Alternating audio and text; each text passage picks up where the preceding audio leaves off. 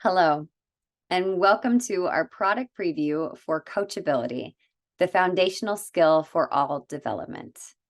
I'm Brianna Corin. I'm the Director of Marketing here at Zenger Folkman, and I'll start off today with a few introductions for who will be leading the webinar. Jack Zenger is our co-founder and Chief Executive Officer. If you're unfamiliar with Jack's work, he is a world-renowned expert in the field of leadership development. He's a best-selling author and a highly respected and sought-after speaker, consultant, and executive coach.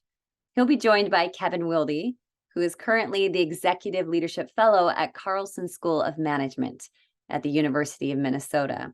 He's the best-selling author of Coachability, the Leadership Superpower, and Kevin has had quite a long and celebrated career in training and development, and we're very glad that he's joining us today to talk about this important topic. We are excited to talk about this program we have for Zenger Folkman. We realized that there was something that was missing in the training and development industry. Companies were putting all of this money and time and effort into these development programs and initiatives, and they were not seeing the payoffs. And we noticed from our research that a big problem with this was that companies and organizations were not preparing leaders and individuals to receive that training. And that's where coachability comes in. It is the start of any development journey. What you're going to see on the webinar today is just a small taste of our product. And now I'm going to turn the time over to Jack and Kevin to get us started. Thanks very much, Bree. I am really delighted today to have this opportunity to do this webinar with my very esteemed colleague, Kevin Wilde. The person you see on the screen is sitting in her office, and her manager has just dropped by, closed the door, and said to her, "I have a suggestion for you." The picture you see is of her. How's this conversation going to play out, do you think? What will be the biggest hurdle? Let's assume that this is a good manager and that good coach, good coaching skills. So will it be a really successful kind of discussion? And will the success of it depend upon the skill or the style of the person giving the feedback? Or will the recipient determine the success of this interaction? I suspect a lot of you maybe looking at her picture would say it's going to have some challenges. So the agenda for today is as follows. We're going to begin by talking about the case for coachability and help you understand a little bit of the background of it. We're going to explain what it is, what it means, what's the framework for the coachability research, and then the starting points for how you would get going and doing it. So one of the things that's happened in the 65 years that I've been involved in the leadership development world has been this enormous explosion of the idea and the use of coaching as a key component. An amazing change, an amazing growth rate. It's happening at all levels, from the very lowest levels in the organization's hierarchy, all the way to the very senior people. Interesting to me is that probably 30 years ago, I was sitting in a meeting of chief learning officers and HR VPs. And one of them was very proudly telling the rest of us that his organization had engaged coaches to work with the bottom 1% and 2% of all their leaders. That they were using coaching as a way of helping those who were poor performers possibly avoid becoming terminated. Some of us, even at that time, were a little bit taken aback by that idea. But it was true. 30, 40 years ago, coaching was primarily focused on people not performing well. Now it's completely the opposite. Maybe it's been the result of the fact that the very best athletes were the ones who hired coaches to help them become better. But the research that I've seen of late says executives prefer coaching as their primary vehicle for learning to be a better leader. So it's been a dramatic change in this whole world of how coaching gets used. But the fact of the matter is that nearly all of the attention has been focused on the coach. And yet we've kind of known in our heart of hearts that the coaching success requires a very positive relationship between the coach and the coachee. Years ago, a marriage counselor that I knew kind of made the observation that her experience as a practitioner was that in any relationship, the person who cares the least and behaves the worst controls its success. And that is certainly true of coaching. In the past, minimal attention was paid to the person being coached. And that's now going to, we hope, change. So with that, I would invite my colleague, Kevin Wilde, to tell you the backstory of coachability.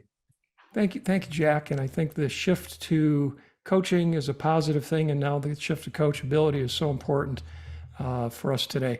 My backstory on this topic is a number of years ago, I was the chief learning officer, major corporation, and I had a chance annually to meet with the CEO and senior team to talk about the top 500 leaders, all officers, all directors worldwide, who's ready for promotion, how do we plan succession, things were on a roll, we had a great team, lots of talent. But I started noticing year after year, there were a few names missing from the high potential list. In other words, they were on the list last year and they were not on the list. And as I dug into it, not only were they not on the list, they were not in the company. And I started doing a study on, hey, what's going on here? And if I could go to the next slide, what happened to those select few was their career derailed. Now, this is a simple explanation of it. If you look at the y-axis, as we move in a career, we increase scope and scale of responsibilities from frontline supervisor to middle manager and beyond.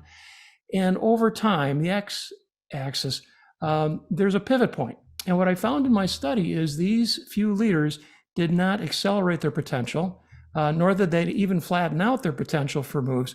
They, in fact, were demoted or terminated. And I started saying that's something that we need to avoid. So I started doing an investigation on every case, would interview the manager, oftentimes the team around them, and I would dug into their personnel file. And what was most fascinating was their last 360 of record as others rated that leader. The same question came up time and time again that was significantly different than the rest of my population. And it was this question: does this leader seek and respond to feedback? As a matter of fact, let me give you the number on the next slide, that I found the derailed leaders were 30% lower as seen by others on that interest in getting feedback and responding to it. And I think what once was a strong coachability habit failed and faded away, and they developed blind spots that were significant and they mattered. And so that got me on the path of, gee, what is coachability? How do we maintain it? And there's some powerful research. I went back and I talked to my friends at Zenger Folkman on, hey, what do you have in your database? I also did some academic research on the topic. And Jack, I'll turn it back to you to talk just a slice of that great research we found. Yes, it wouldn't be a Zenger Folkman webinar without having you see some data. And so the data we want to show you is the relationship between coachability. This is a study of more than 50,000 leaders. Across the horizontal axis is their coachability, the degree to which they really actively and effectively practice self-development. And on the vertical axis, their perceptions of 13 other raters on average in terms of their overall leadership effectiveness. And what you see here is this very powerful relationship between perceptions of being coachable and perceptions of being overall a highly effective leader. And not only did this impact them as the leaders themselves, but it also affected the people who reported to them. And so here you have, again, on the vertical axis, the employee engagement scores.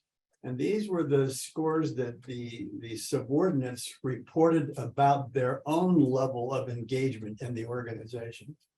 And on the horizontal axis, is coachability as seen by the people who were these direct reports about their boss.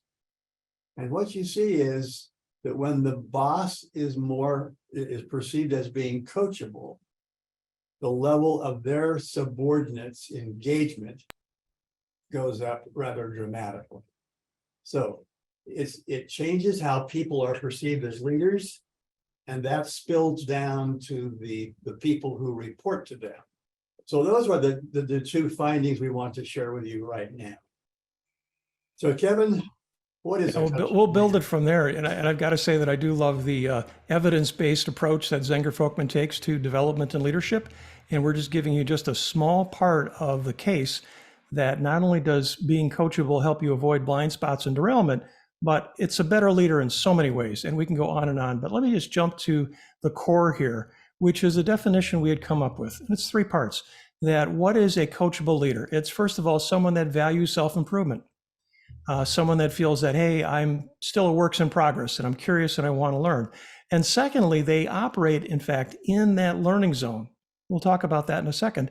But then they stay there with 4 specific practices of seeking, responding, reflecting, and acting. So we'll come back to those definitions. But what we want to shift now then is to some more insights on what we found in coachability, what we believe, and how to get better at coachability. Let me move on to the next slide, which is what we found. Went back to this great Zenger Folkman database and looked at 50,000 leaders, 360s, not just Durrell leaders, all leaders, worldwide, all industries. And what we found when we cut coachability by level is, sure enough, frontline supervisors were seen as the most coachable. In fact, it was 71% positive. And then the slide happened that by the time you got to a more senior executive, the perception was you're well below 50% on coachability. And of course, I think this has implications for avoiding blind spots. It means that we're not getting the benefits that we had early in a career in terms of being coachable. And I think also for those of you that are in the business of developing leaders, that there's an implication here.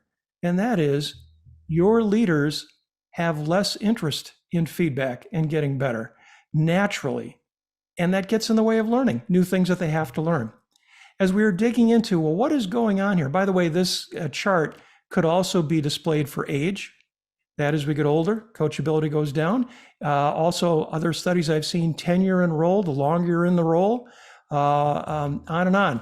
But we did find highly coachable leaders at all levels. We want to talk about that. But let's look at what are the problems behind it. Enter the faulty assumptions. So what we found is there's about a half dozen assumptions that either we start believing or others start treating us in a certain way that we believe contribute to this decline. I want to give you a sample of 3. The first one I call the false finish line. And you may have seen that in yourself or in others, that notion about, hey, I'm now the boss. I've been promoted.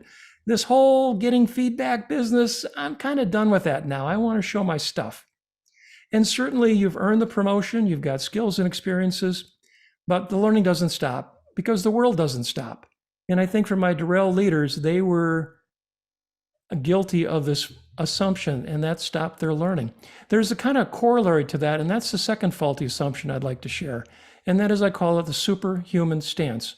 And in my teaching and coaching work, I bump into this often, and it's kind of the corollary. And it's the notion about, I'd like to ask for feedback, even though I've been promoted and I'm doing things, but it's going to be misperceived as either weakness or I'm doubting myself. The imposter syndrome might be part of this as well.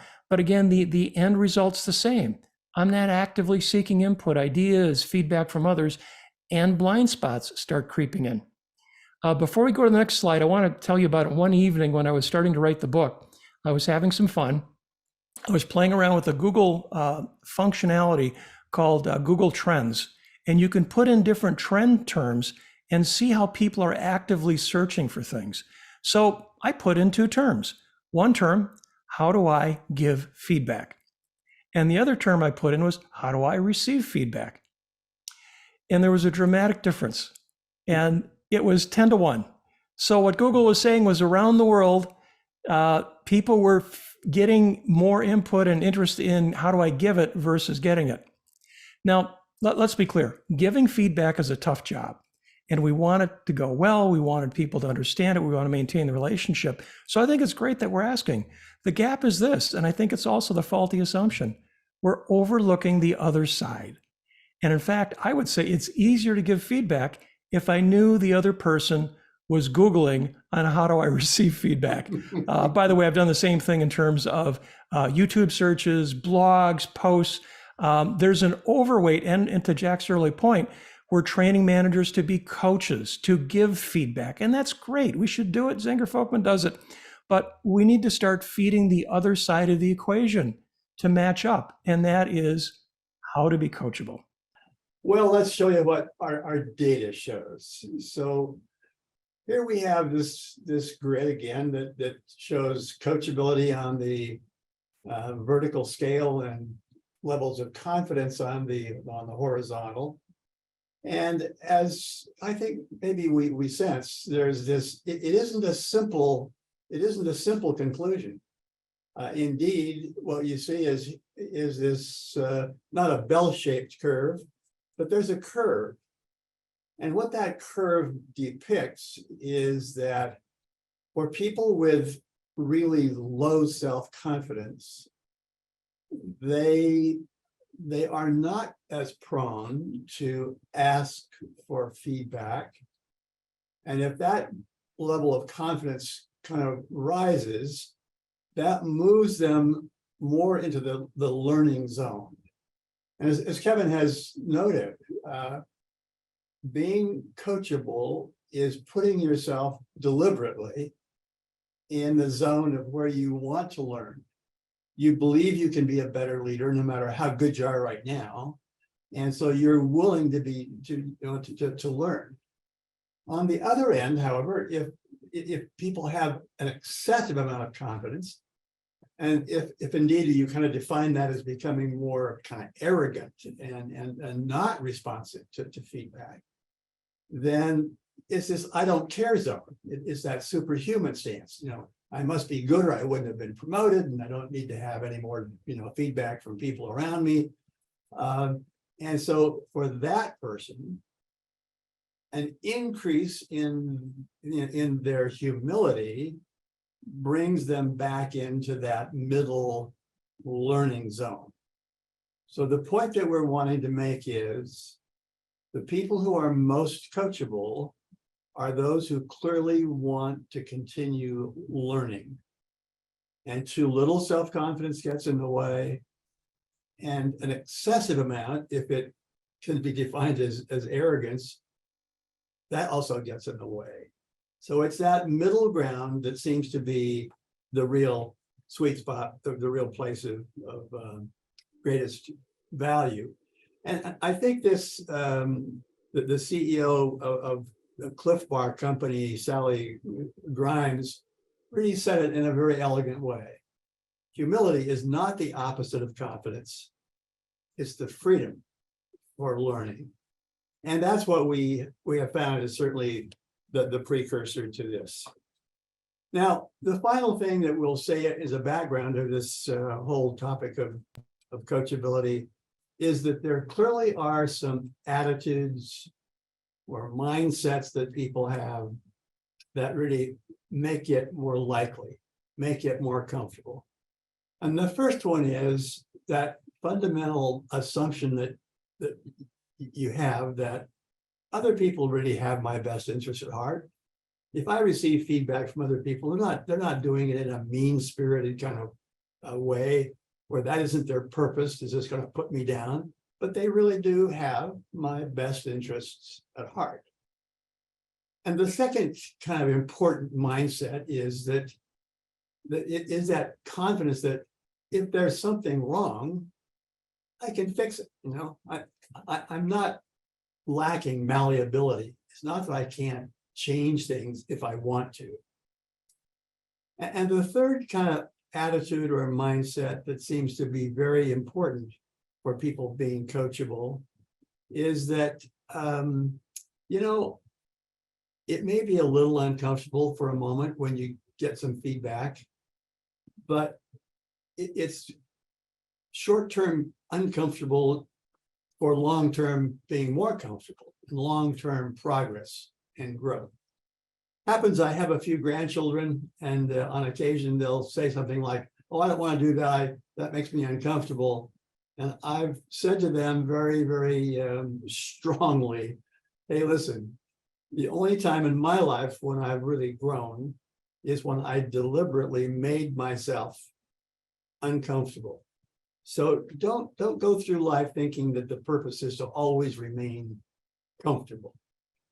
And the final mindset that it seems to be very important for people to stay in the learning zone is that the realization, and this, I guess, is particularly important for senior leaders, is to realize that the praise and the adulation and all the commendation you receive, that there may be some grains of truth in much of it, but it's not the complete story. And so realizing that unless you deliberately do something to get honest, true messages, you're probably not hearing the complete story. So with those 4 attitudes or mindsets as the background, let's talk about the behavioral elements of being coachable. Kevin? So the notion is, and I'll go back to this definition we're putting out there, is coachable leaders at all levels have 3 things. Number 1, that mindset and those attitudes that Jack just talked about, self-improvement, humility, the right amount of confidence, to keep themselves in the learning zone. And what we found in studying highly coachable leaders at all levels is they had habits, they had practices. And one of the things we're going to be bringing forth in the training is what are some new techniques we can bring in to help leaders get back into that learning zone. And the 4 I just want to touch on quickly: seek, respond, reflect, and act. And a couple tips here that you could pass along to the people you're training or try for yourself. So once you're interested in getting better and being coachable, the first thing you've got to do is you've got to go out and get some feedback, get some observations from others. And 2 things we'd share is, number 1, have a question, have something you're curious about, asking what's one thing I could change or one idea to help my team. I love the question about, hey, here's something I'm working on. Can you give me any tips or how you're seeing me do it? And then also, in addition to seeking feedback and input, seek coaches around you. Let's go back to that slide, please. I'm still on seek, thanks. And the notion about having trusted advisors and coaches, internal, external, to give the perspective. I love the seek question. Hey, I got some input here. Before I dismiss it, what do you think? Or if you're me, what to pay attention to? The best leaders I know are both actively seeking input and nurturing truth tellers around them. So that's a few ideas on seek. The second thing is then, once feedback shows up, how you respond is so critical. And the best coaches we know have kind of a muscle memory, that they don't get into a defensive attack mode or an ignore mode. They get into, I'm curious. I'm going to suspend judgment. Let me understand more. And they've got these kinds of responses automatically wired that when they get feedback or they're getting coaching from someone, they're thanking them. They're saying, hey, I want to take a note on this, or can you give me an example? Elaborate. So they're curious to dig into it. And that, again, is a muscle that you've got to develop. The third thing then is you got to step back and think about it. Not all feedback is worth acting on. I think responding well is, but then acting is based on quality reflection. So the highly coachable leaders take that input, take that trusted advisor feedback, and they step back and they think about, is there any evidence that really would say this is important for me to consider? Or is there an underlying message, or am I connecting the dots here? So they spend some time reflecting on input and getting into a positive mode on, should I act on this or not? And then the other thing we've seen is the best leaders we know spend time in their calendar reflecting in general. Okay, we're on to act. And the notion is, once you do decide as a highly coachable leader, I want to do something about it, they've got to get a game plan. They've got a way of getting into the, if you will, the personal change process. A couple ideas we've seen is that notion about, I'm not changing everything. I'm just going to experiment with this one thing. And that's an easy way into it. Looking for those first small steps of something new to get momentum going. And then finally, whether it's truth tellers or other people, engineering support around you. So if you will, that's the whole cycle. And again, just to review, highly coachable leaders make a big difference, not only avoiding blind spots, but they have a mindset of, I want to get better. They find ways of keeping themselves in that learning zone with enough confidence to listen and ask, but enough humility to be curious and to think about new ways of doing things. And they've got a set of habits and practices that keep their coachability alive. So there's a few tips. Obviously, there's more that we could share, but Jack, I'm going to turn it back to you for the last part. Okay.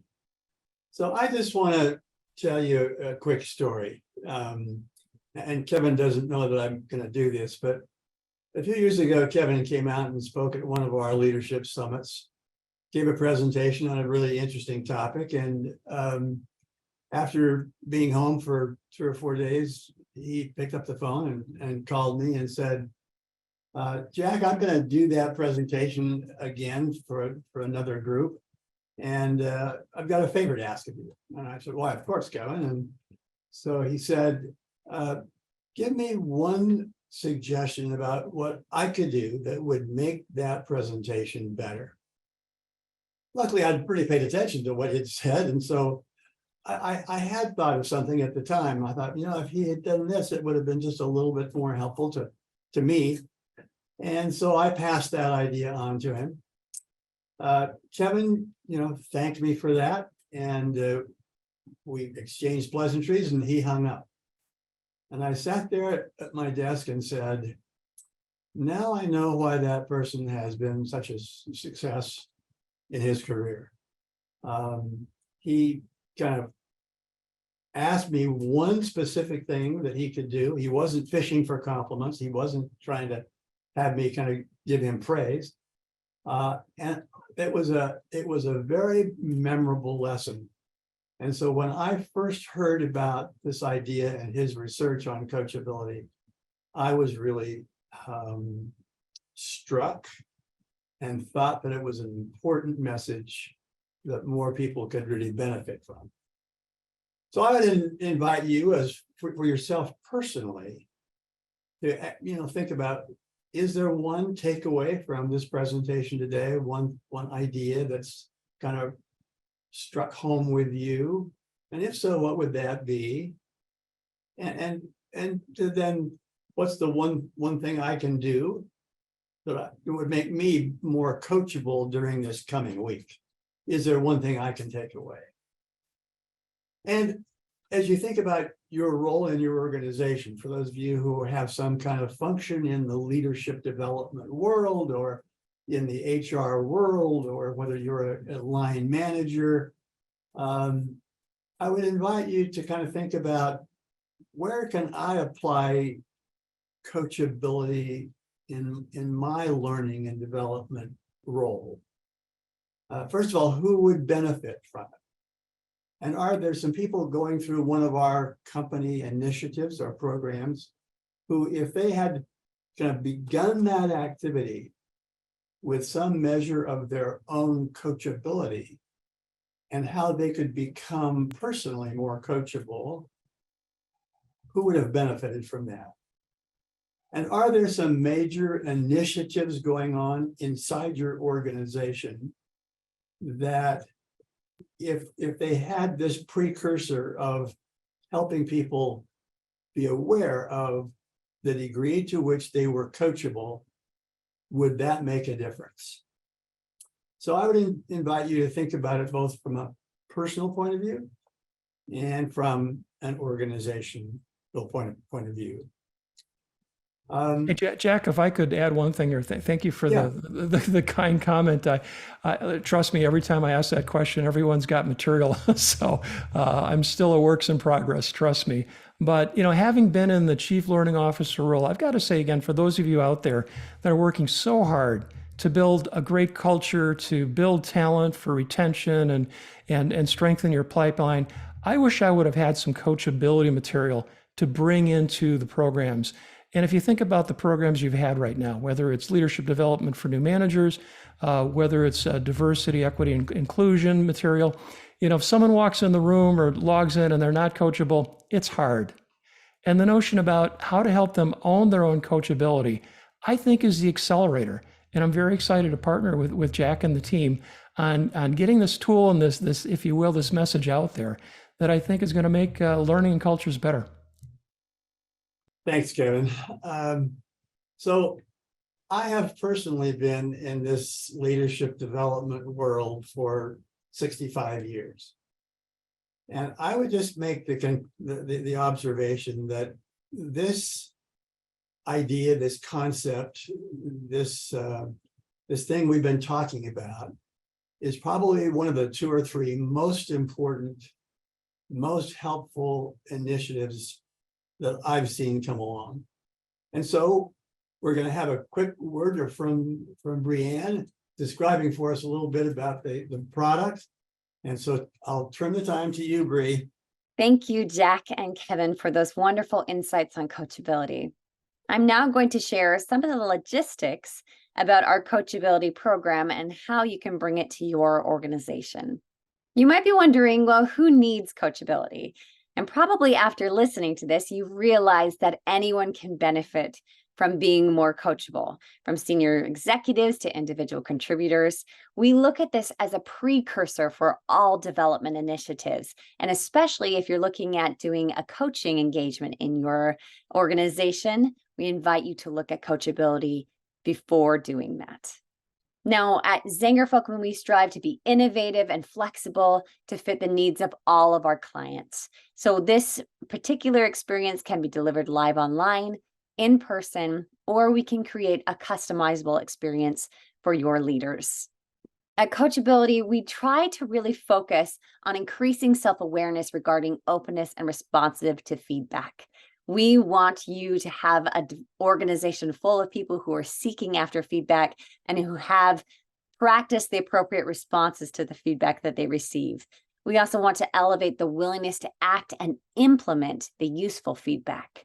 We have different sustainment tools that we have created to help people continue to grow their coachability over time. And we also have certifications that are available for you to certify an internal facilitator to deliver this development experience. I'm going to end with this little quote here. Coachability increases the payoff from all development initiatives by helping participants to be aware of their resistance, develop positive responses to feedback from others, and create valuable new habits. And that's what we all want and need from the individuals and leaders in our organizations. Now, we want you to experience the full session of Coachability. During the year, we have different live online sessions that are available. If you go to zengerfolkman.com and look at our events tab, you can register for one of those sessions. Or if you're interested in hosting a live online or in-person pilot program for your organization, you can indicate your interest in our exit survey, and we'll contact you with promotional pricing and details. Finally, after hearing all of this information, we're very sure that you want to get a copy of Kevin Wilde's book, Coachability, the Leadership Superpower. If you complete that survey, you'll be entered in for that drawing to win that book. As you can see, the link there on the page, or we'll also have the link in the notes. Thank you for attending our webinar today, and we look forward to seeing you again.